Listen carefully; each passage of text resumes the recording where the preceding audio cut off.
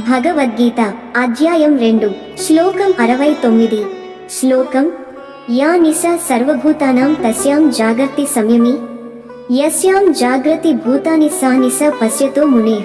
ఇది ఒక అత్యద్భుతమైన శ్లోకం. భగవద్గీతలో ఒక సూటిగా తాత్విక గంభీరతను తెలిపే ఉపమానం ఇది. శ్రీకృష్ణుడు ఇలా చెబుతున్నాడు, సర్వ జీవులకు రాత్రిగా అనిపించే ఆధ్యాత్మిక జ్ఞానం, స్థితప్రజ్ఞుడు మాత్రం ఆ బోధలో మేల్కొనుంటాడు. ఇక ప్రపంచ జనులు మేల్కొని ఆనందించే భోగసుఖాలు ఆ మునికి మాత్రం నిద్రలాంటివి. శ్లోక భావార్థం: ఇంద్రియ సుఖాల పట్ల సాధారణ మనిషికి అణకువ లేదు, అవే నిజమని నమ్ముతాడు. కానీ స్థితప్రజ్ఞుడు వాటిని రాత్రిలా అనుభవించడు, ఆయనకు అవి అంధకారమే.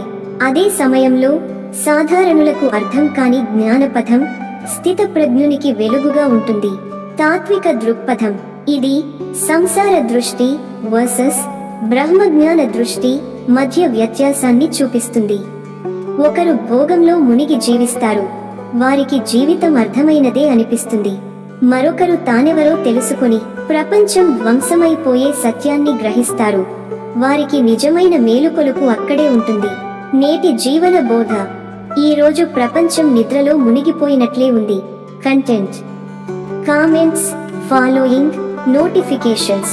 కానీ జాగృతత అనేది బయటి వాటిపై కాదు, లోపలి మీద. స్థితప్రజ్ఞుడు లోపలికి చూసి మేల్కొంటాడు. నీవు ఎవరి ప్రపంచంలో మేల్కొంటున్నావో అదే నీ బుద్ధి స్థాయి. భోగాల ప్రపంచం నిన్ను నిద్రపు చేస్తే జ్ఞాన మార్గం నిన్ను మేల్కొలిపుతుంది. ఎంచుకోవాల్సింది నీవు. తదుపరి శ్లోకం 70 లో తృప్తి మరియు విరక్తి ఉన్న మునిపరుషుడి లక్షణం తెలుసుకుందాం. ఓం శాంతి శాంతి శాంతి. కామెంట్లలో మీ అభిప్రాయాన్ని చెప్పండి, లైక్ చేయండి. ఈ తాత్విక సందేశాన్ని మీ మిత్రులతో షేర్ చేసుకోండి. తదుపరి శ్లోకానికి ఛానల్ సబ్స్క్రైబ్ చేయండి. ధన్యవాదములు. జై శ్రీకృష్ణ.